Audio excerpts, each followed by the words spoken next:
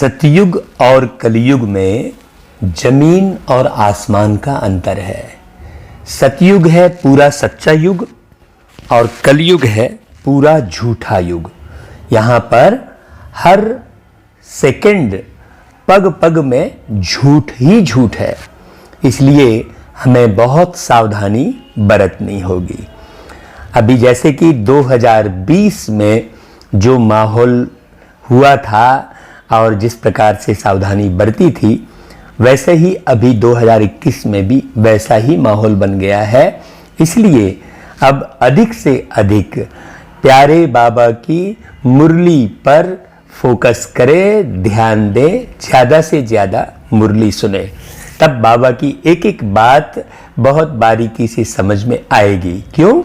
क्योंकि इस दुनिया में सत्य है तो सिर्फ एक बाबा और उनकी मुरली। तो 25 मार्च 2021 की वाणी में प्यारे बाबा ने कहा, मीठे बच्चे, जैसे बाप का पार्ट है सर्व का कल्याण करना, ऐसे बाप समान कल्याणकारी बनो। अर्थात झूठ को अच्छे से समझो, सत्य को अच्छे से समझो, क्योंकि झूठ अकल्याण करता है और सत्य कल्याण करता है। तो झूठ और सत्य को बहुत अच्छे से समझना और अपना और सर्व का कल्याण करना। बच्चों की किस एक विशेषता को देख बाप दादा बहुत खुश होते हैं। गरीब बच्चे बाबा के यज्ञ में 8 आना 1 रुपया भेज देते हैं। कहते हैं बाबा इसके बदले हमको महल देना। बाबा कहते बच्चे यह 1 रुपया भी शिव बाबा के खजाने में जमा हो गया, तुमको 21 जन्मों के लिए महल मिल जाएंगे। सुदामा का मिसाल है ना भाई, बगैर कौड़ी खर्चा तुम बच्चों को विश्व की बादशाही मिल जाती है। बाबा गरीब बच्चों की इस विशेषता पर बहुत खुश होते हैं, क्योंकि गरीब बच्चों के पास रहता ही बहुत थोड़ा है और उस थोड़े को भी बाबा के यज्ञ में पूरा पूरा लगा देते हैं। और साहूकारों के पास तो बहुत होता है, फिर भी सोच सोच के कितना लगाए, अभी इसको व्यापार में लगाए, फिर इसको नाते रिश्तेदारों में लगाए और बचेगा तो बाबा के यज्ञ में लगाए। ऐसा साहूकार लोग सोचते हैं। इसलिए बाप दादा गरीब बच्चों की इस विशेषता पर बहुत खुश होते हैं। गीत बजा है, तुम्हें पाके हमने जहां पा लिया है ना भाई। ये गीत आपने कई बार सुना होगा। जमी तो जमी आसमां पा लिया है।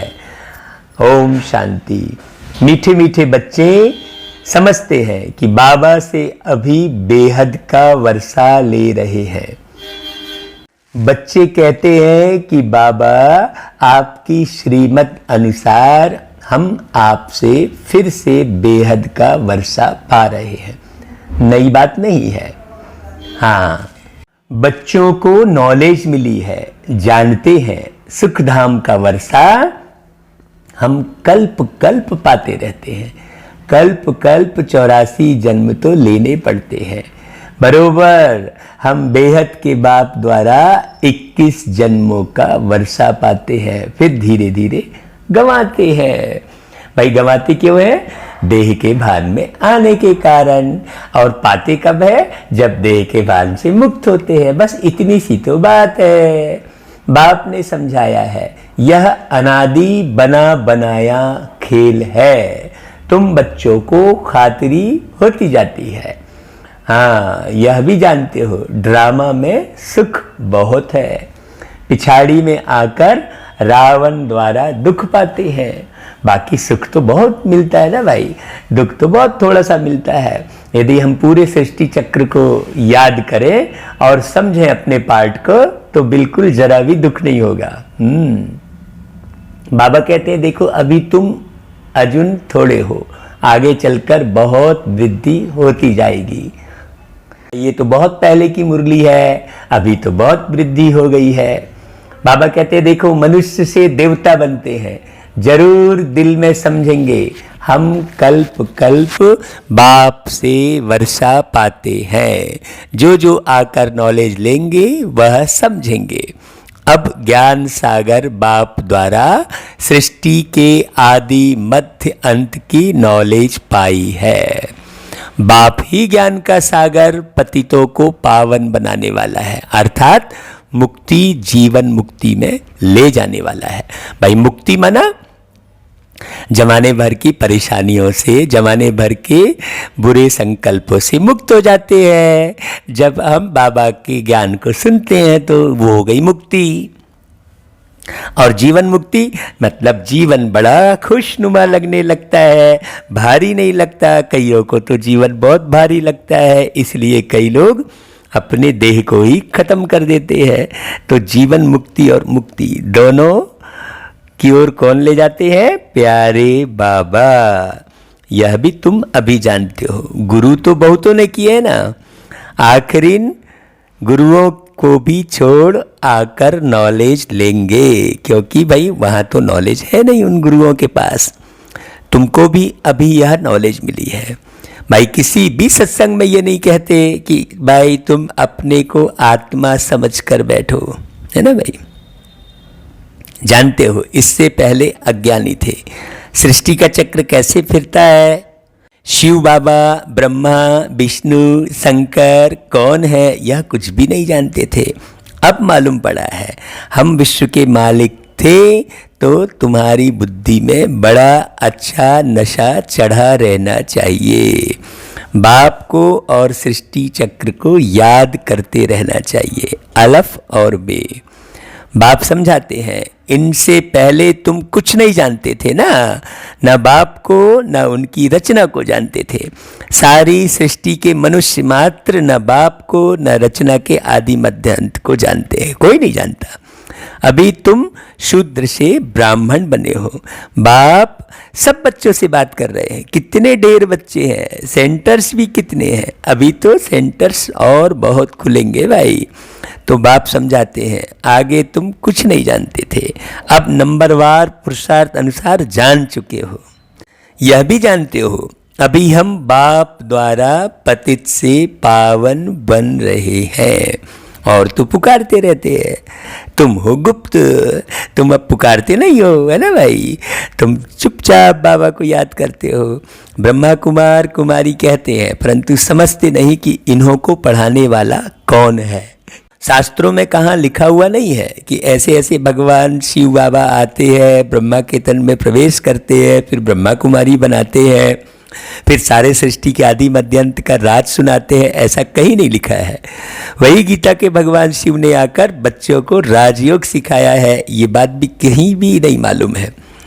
यह तुम्हारी बुद्धि में आता है ना, गीता भी तुमने पढ़ी होगी, यह भी अभी समझते हो। ज्ञान मार्ग बिल्कुल अलग है। विद्युत मंडली से जो शास्त्र आदि पढ़कर टाइटल लेते हैं वह सब भक्ति मार्ग के शास्त्र हैं। यह नॉलेज उन्होंने है नहीं, यह तो बाप ही आकर रचना के आदि मध्य अंत की नॉलेज देते हैं। भाई सतयुग में हम कैसे थे, त्रेता युग में फिर कैसे रहे, फिर द्वापर युग में कैसे रहे, ये सब नॉलेज तो हमारे प्यारे बाबा ने दी ना भाई। यह तो बाप ने आकर हमारी बुद्धि का ताला खोला है ना भाई। तुम जानते हो आगे हम क्या थे और अब क्या बने हैं। बुद्धि में सारा चक्र आ गया है। अब बुद्धि में सारा चक्र आने से क्या होता है, कुछ भी शरीर के सरकमस्टांस होते हैं, वातावरण बिगड़ता है, उसका कोई प्रभाव नहीं पड़ता। क्यों? क्योंकि बुद्धि एकदम सेट हो गई है ना भाई। हाँ, शुरू में थोड़े ही समझते थे। दिन प्रतिदिन ज्ञान का तीसरा नेत्र अच्छी तरह खुलता जाता है। जितना ज़्यादा आप मुरली सुनेंगे उतना ही तीसरा नेत्र खुलता जाएगा। भाई तीसरा नेत्र कौन सा? ज्ञान का। भाई कौन से ज्ञान का? कि भाई मैं एक आत्मा हूँ, भ्रुकुटी के बीच बैठा हूँ और मैंने ऐसे ऐसे पार्ट बजाए हैं। यही शरीर संपूर्ण थोड़ी है, यही जीवन संपूर्ण थोड़ी है। भाई इस जीवन में बैठकर मैं स्वयं को जितना बढ़िया बनाऊंगा उतना अगला जीवन फायदे वाला होगा। यह भी किसको पता नहीं है कि भगवान कब आया, वो कौन था जिसने आकर गीता का ज्ञान सुनाया। तुम बच्चे अभी जान गए हो, बुद्धि में सारे चक्र का ज्ञान है। कब से हम हार खाते हैं और कैसे वाम मार्ग में जाते हैं, कैसे सीढ़ी उतरते हैं, यह चित्र में कितना सहज समझाया हुआ है। 84 जन्मों की सीढ़ी है, कैसे उतरते हैं फिर चढ़ते हैं। पतित पावन कौन है, पतित किसने बनाया, यह तुम अभी जानते हो। वह तो सिर्फ गाते रहते हैं, पतित पावन सीताराम कह देते हैं। हाँ भाई, पतित पावन सीताराम मतलब क्या हुआ कि सीता और राम कभी न कभी पतित बने और फिर पावन बने, उसका अर्थ ये हुआ। लेकिन वो सीताराम कब पतित बने और किसने पावन बनाया, यह किसी को मालूम नहीं। यह थोड़े ही समझते हैं कि रावण राज्य कब से शुरू होता है, पतित कब से बने। यह नॉलेज है ही आदि सनातन देवी देवता धर्म वालों के लिए। बाप कहते हैं मैंने ही आदि सनातन देवी देवता धर्म की स्थापना की थी। यह वर्ल्ड की हिस्ट्री जाग्राफी बाप के सिवाय कोई समझा न सके। तुम्हारे लिए तो जैसे कि कहानी है, कैसे राज्य पाते कैसे गवाते, एकदम सरल हो गया हम तो, है ना भाई। हमारे लिए वह हम हिस्ट्री जाग्राफी पढ़ते हैं, यह है बेहद की बात। हम 84 का चक्र कैसे लगाते हैं, हम विश्व के मालिक थे, फिर रावण ने राज्य छीना, यह नॉलेज बाप ने दी है। मनुष्य तो दशहरा आदि त्यौहार मनाते हैं, परंतु कुछ भी नॉलेज नहीं है भाई यह दशहरा क्यों मनाते हैं, इसका जो है महत्व क्या है, इससे फ़ायदा क्या है, कुछ नहीं जानते। 2 पल का मनोरंजन कर लेते हैं। जैसे तुमको यह नॉलेज नहीं थी, अब नॉलेज मिल रही है तो तुम खुशी में रहते हो। नॉलेज खुशी देती है, सीधी सी बात है। किसी भी बात की समझ मिल जाती है तो बहुत खुशी होती है। अब कोई चुटकुला ही सुनाता है और अगर समझा नहीं तो खुशी थोड़ी होगी। तो हर एक बात की समझ ही खुशी देती है। बेहद की नॉलेज बुद्धि में है। बाप तुम्हारी झोली भर रहे हैं, कहते हैं ना भाई झोली भर दे। भाई किसको कहते हैं भाई, कौन सी झोली खाली है और कौन सी झोली भरने की बात है, ये भी नहीं मालूम किसी को। कहते हैं भर दे झोली, ऐसा करके गीत गाते हैं ना भाई। तो साधु संत आदि को नहीं कहते, भोलानाथ शिव को कहते हैं, उससे ही भीख मांगते हैं। तुम्हारा तो अब खुशी का पारावार नहीं, तुमको बहुत खुशी होनी चाहिए। बुद्धि में कितनी नॉलेज आ गई है, बेहद बाप से बेहद का वर्षा मिलता है। तो अब अपना और दूसरों का भी कल्याण करना है, सबका कल्याण करना है। आगे तो 1-2 का अकल्याण ही करते थे क्योंकि आश्री मत थी। अभी तुम श्रीमत पर हो तो अपना भी कल्याण करना है। तुम्हारी दिल होती है यह बेहद की पढ़ाई सब पढ़ें, सेंटर्स खुलते जाए भाई। मेरी दिल तो बहुत होती है भाई। कहते हैं बाबा प्रदर्शनी दो, प्रोजेक्टर दो, हम सेंटर खोले। हमको जो नॉलेज मिली है जिससे बेहद की खुशी का पारा चढ़ा है वह औरों को भी अनुभव कराएं। ड्रामा अनुसार यह भी पुरुषार्थ चलता रहता है। बाप आया है भारत को फिर से स्वर्ग बनाने। तुम जानते हो हम आगे नरकवासी थे, अब स्वर्गवासी बन रहे हैं, मतलब सदा स्व को ही देख रहे हैं। हाँ, पर दर्शन नहीं कर रहे हैं, स्वदर्शन कर रहे हैं। पर चिंतन नहीं कर रहे हैं, स्वचिंतन कर रहे हैं। दूसरे के परिवर्तन का इंतजार नहीं कर रहे हैं, स्व परिवर्तन कर रहे हैं। ये है स्वर्गवासी बनना। स्वर्गवासी बनने का अर्थ पूरा क्लियर हुआ भाई सबको। हाँ, यह चक्र तुम्हारी बुद्धि में सदैव फिरता रहना चाहिए, जिससे सदैव तुम खुशी में रहो। तो कौन कौन सी पॉइंट, स्वदर्शन, स्वपरिवर्तन, स्वचिंतन, है ना भाई, स्वनिर्माण।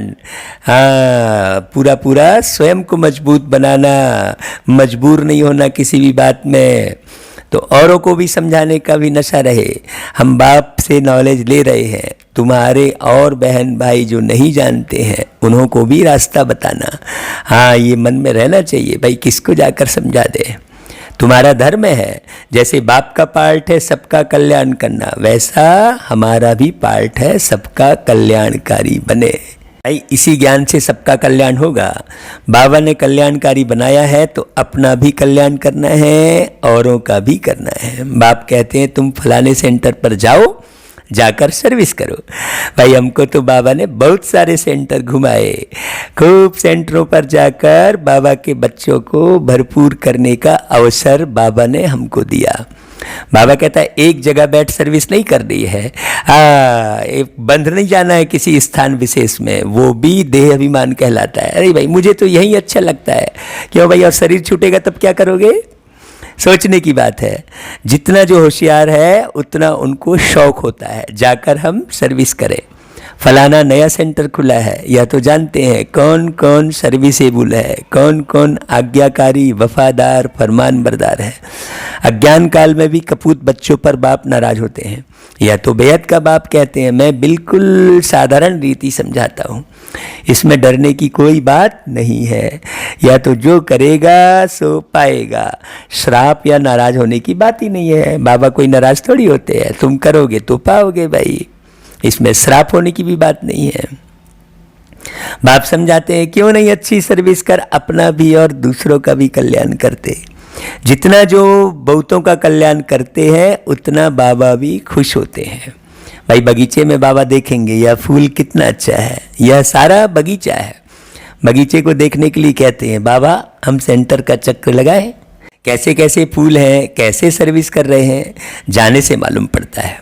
कैसे खुशी में नाचते रहते हैं। बाबा को भी आकर कहते थे बाबा फलाने को हमने ऐसे समझाया, आज अपने पति को भाई को ले आई हूँ, समझाया है, बाबा आया हुआ है, वह कैसे हीरे जैसा जीवन बनाते हैं। सुनते हैं तो चाहते हैं हम भी देखें, तो बच्चों में उमंग आता है, ले आते हैं। वर्ल्ड की हिस्ट्री ज्योग्राफी को जानना चाहिए ना, तुम जज कर सकते हो। भारत सारे विश्व का मालिक था, अब तो क्या हालत है। सतयुग त्रेता में देखो कितना सुख था, अब फिर बाबा विश्व का मालिक बना रहे हैं।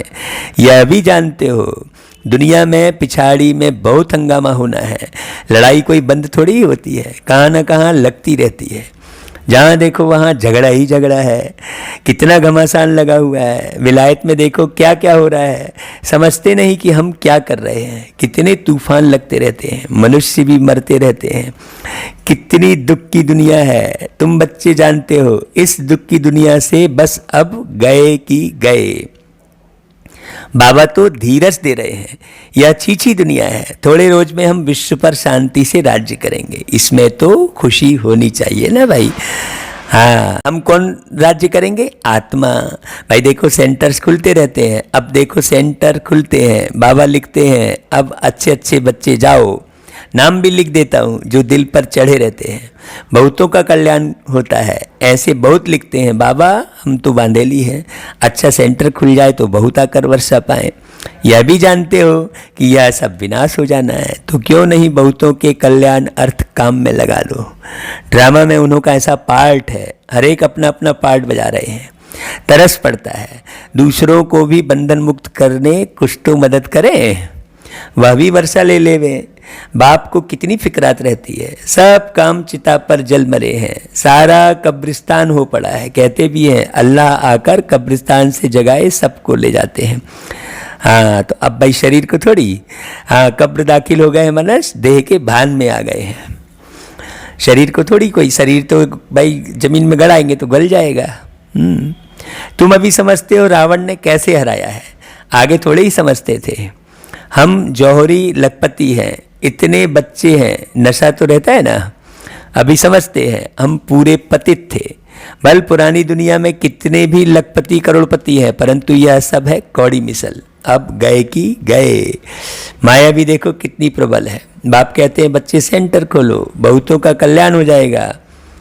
गरीब जल्दी जागते हैं, धनवान जरा मुश्किल जागते हैं, अपनी खुशी में मस्त रहते हैं। माया ने एकदम अपने वश में कर लिया है, समझाने से समझते भी हैं, परंतु छोड़े कैसे। डर लगता है कि इन्हों मुआफिक सब छोड़ना पड़ेगा, तकदीर में नहीं है तो चल नहीं सकते, जैसे कि छुटकारा पाना ही मुश्किल है। उस समय वैराग्य आता है, बरोबर छीछी दुनिया है, फिर वहाँ की वहाँ रही। कोटों में कोई निकलते हैं, बॉम्बे में सैकड़ों आते हैं, कोई कोई को रंग लगता है, समझते हैं भविष्य के लिए कुछ बना लेवे। कौड़ी बदले हमको हीरा मिल जाएगा। बाप समझाते हैं ना, बैग बैगेज सारा ट्रांसफर करो स्वर्ग में, वहाँ 21 जन्म के लिए तुमको राज्य भाग्य मिलेगा। कोई कोई 1 रुपया 8 आना भी दे देते हैं। भाई पहले 8 आना 1 रुपया चलता था, अभी तो 8 आना नहीं चलता है। बाप कहते हैं 1 रुपया भी तुम्हारा शिव बाबा के खजाने में जमा हुआ, तुमको 21 जन्मों के लिए महल मिल जाएंगे। भाई सुदामा का मिसाल है ना, ऐसे ऐसे को देख बाबा को बहुत खुशी होती है। बगैर कोई खर्चा तुम बच्चों को विश्व की बादशाही मिलती है, लड़ाई आदि कुछ भी नहीं। इसलिए भाई का आप कभी किसी से चिढ़ो नहीं, किसी की निंदा गिलानी में पड़ो नहीं, है ना भाई। वह तो थोड़े टुकड़े के लिए भी कितना लड़ते हैं, तुमको सिर्फ कहते हैं मन मना भाव।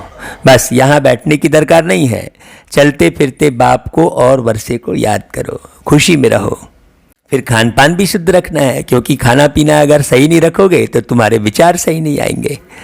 तुम जानते हो हम आत्मा कहाँ तक पवित्र बनी है, जो फिर जाकर प्रिंस का जन्म लेंगे।